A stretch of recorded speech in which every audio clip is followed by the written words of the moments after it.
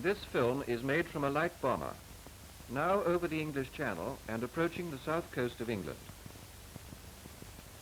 It represents the map reading done after a daylight raid on Dieppe, and after the pilot has been forced by enemy fighters to take avoiding action for a considerable time.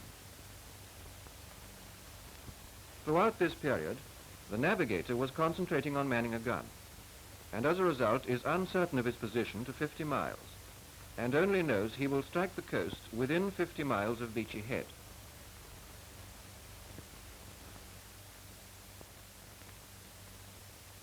The aircraft is headed on a course of 350 degrees true, and the camera is pointing about 40 degrees to starboard through the bomb aimer's window in the nose of the aircraft.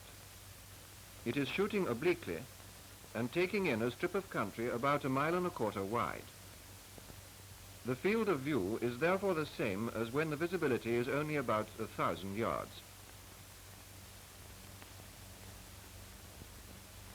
Here is the coast coming into view now. The navigator has never seen these cliffs before, otherwise he would recognize them immediately. What does he notice? A bend in the coastline with one arm running in a direction of approximately 030 degrees true, and the other arm 260 degrees true. The map shows that there are only 3 bends in the coastline within 50 miles of Beachy Head which can possibly fit the description. Selsey Bill, Beachy Head, and Dungeness. Which is it? The experienced navigator knows immediately by the shape of the headland. But apart from that, within a mile radius of the headlands, the map shows a railway at Selsey Bill and 2 at Dungeness, whereas Beachy Head has none. No railway was visible, so it must be Beachy Head. Immediately on identifying his position, the navigator plots his required track from the coast as ordered in his briefing. This was to proceed to Southend Aerodrome, avoiding this prohibited area in the Thames estuary. He therefore routes himself first to Thames Haven,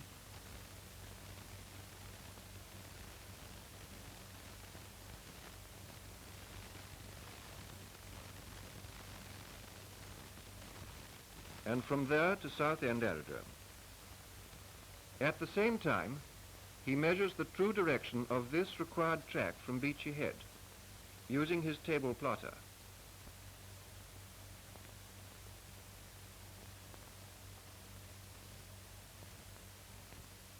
He finds it is 011 degrees true. He now computes the course to steer to make good the required track. When the navigational computer is set for the true airspeed, the met wind speed and direction, the navigator sees that if he steers a course of 001 degrees true, the drift will be 10 degrees to starboard, which will make the track 011 degrees true, which is the required track. The computer also shows that the expected ground speed will be 172 miles per hour.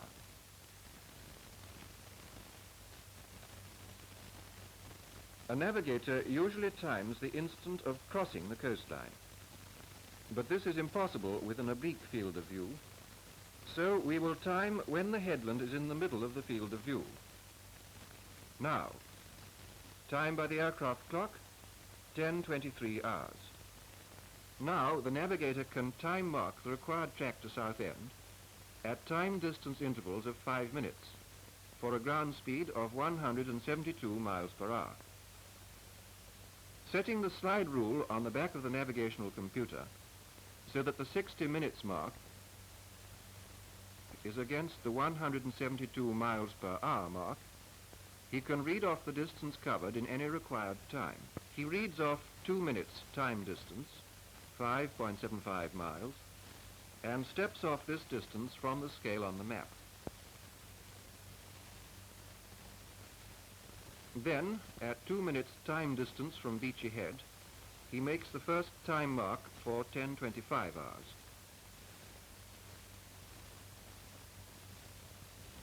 With the slide rule still set for 172 miles per hour, he reads off the time distance for 5 minutes, 14.3 miles, and time marks the remainder of the route for round 5-minute times.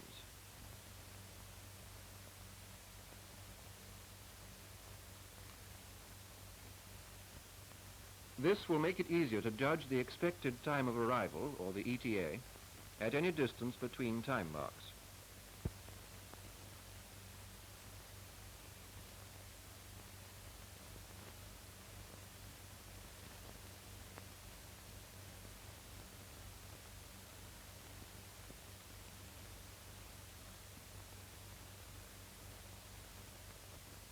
He now fills in the ETAs at each time mark, but as will be explained later, he does not yet put a ring round them. The map is oriented so that the track is in line with the heading of the aircraft. A large town should appear on the right just before 10:24 hours.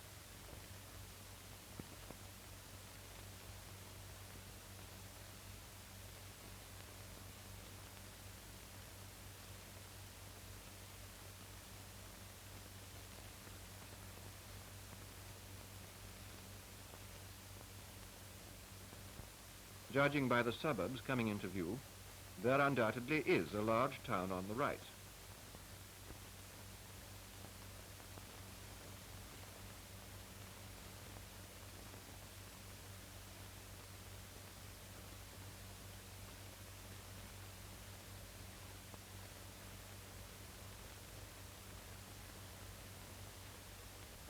Looking at the map, what is the next feature to expect?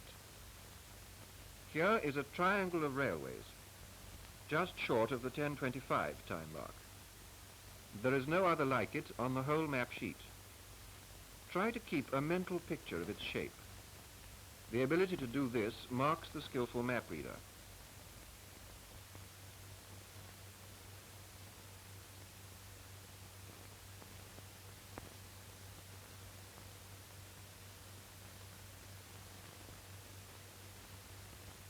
On the right, sliding under the clock, is a railway line. Surely this leads to the triangle of railways.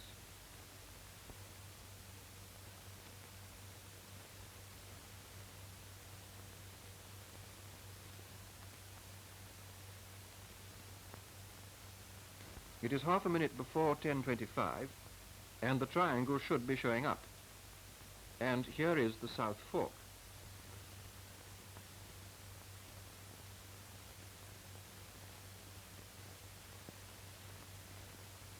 The third side, though not yet clear to the camera, would be obvious to the navigator. It cuts across the picture just this side of the road lined with houses. Now you can see it clearly, right across the middle of the screen. What is the next feature to consider? What about the road with the houses along it? It looks an important map-reading feature, but is it? Here it is on the map, distinguishable only by the railway alongside. Without the railway, it might be any one of these.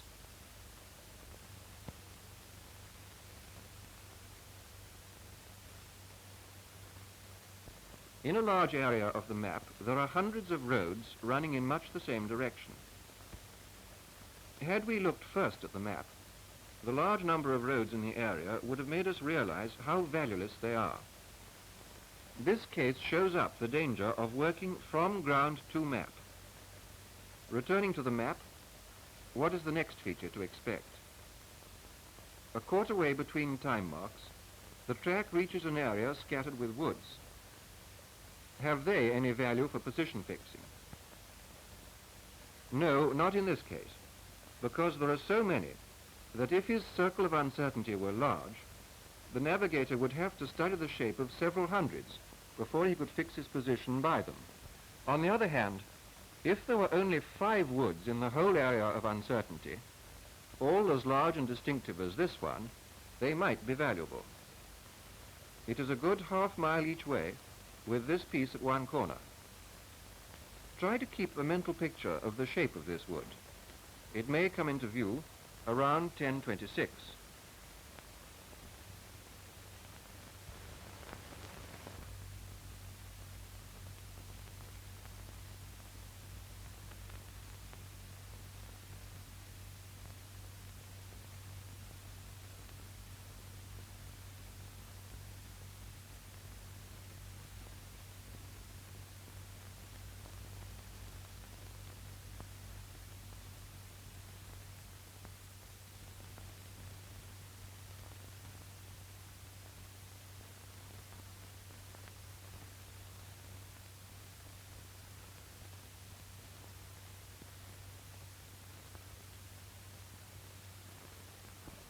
Note the time.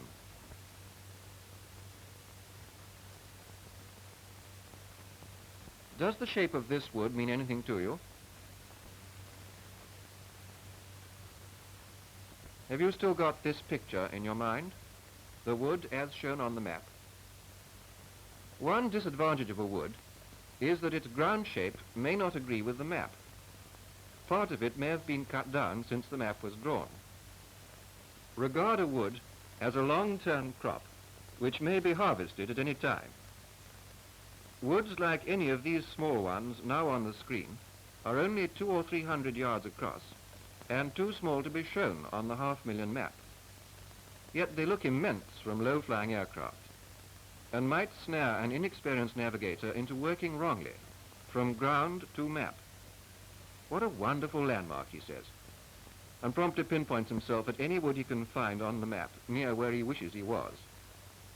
He would then cheerfully pack up his map reading till an unexpected ocean makes him sure his map was wrong.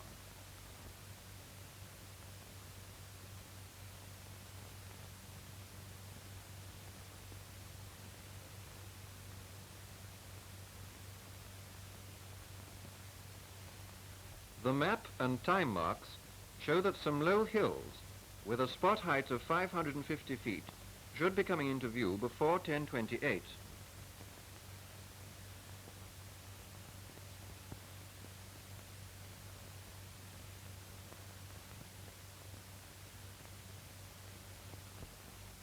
The bomber is over low hills now.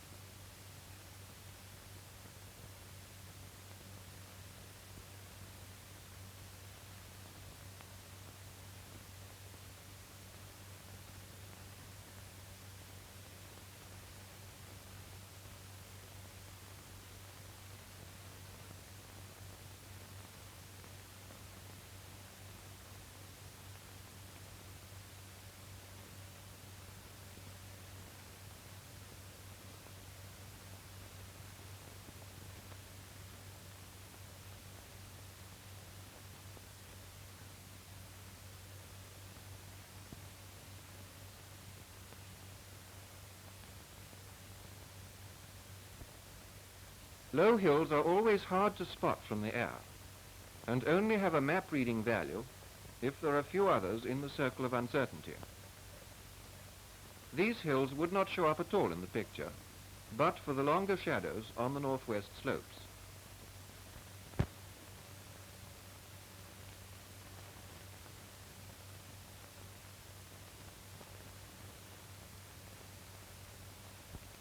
What is the next feature to expect? Here is a small lake half a mile long. According to the time mark, it should appear a few seconds after 10:30. Lakes of this size are not large enough for landmarks unless the position is already fairly sure. It is only half a mile long and may have dried up or flooded. It may have been camouflaged.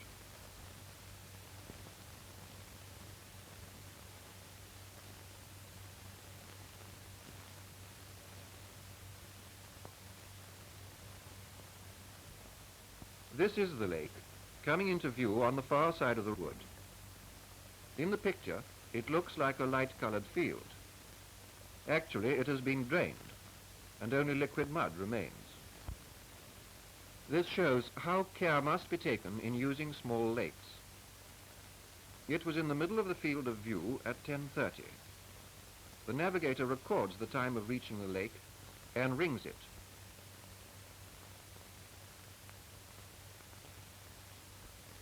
A ring time is a fact. An unring time, only a prophecy. Shortly after the 10:30 time mark, the track crosses a railway.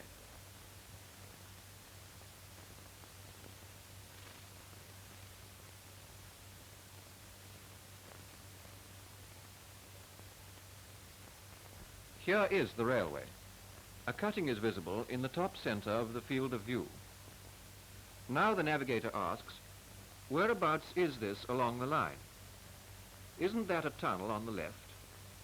Yes. It makes a good pinpoint, but only if the position is already known. There are at least 15 tunnels on the map sheet, all running in the same direction. On the map, a line between the tunnel and Beachy Head shows that the track made good is 4 degrees to port of the required track.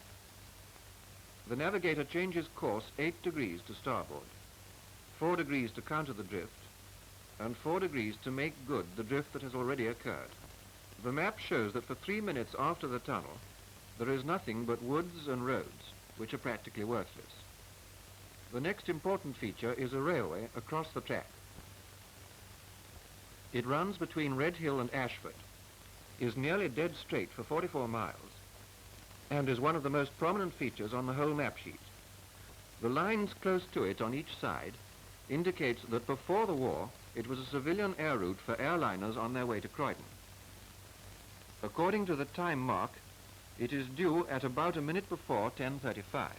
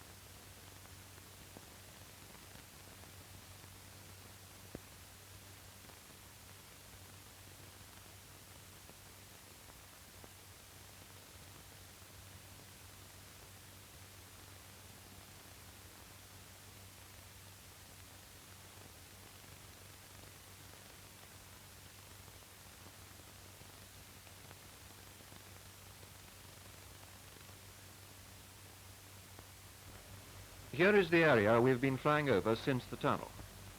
You can see that there are only woods and roads and no distinctive features. But it is now 10:33, and the important railway line should soon be coming into view.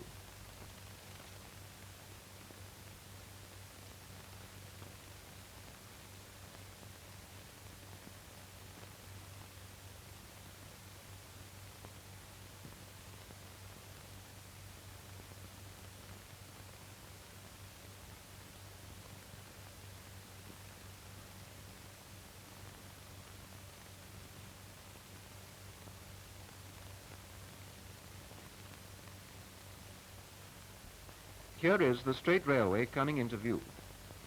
Our track crosses the railway, where another line curves away and then runs off northwards. Even if the position had been uncertain to 20 miles, this would have pinpointed it exactly.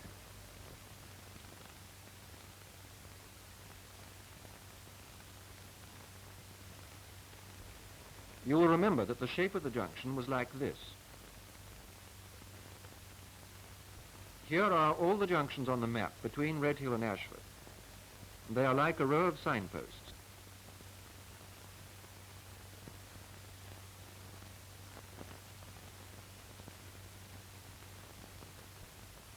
It is obvious that this is the only one that corresponds with the junction now in view.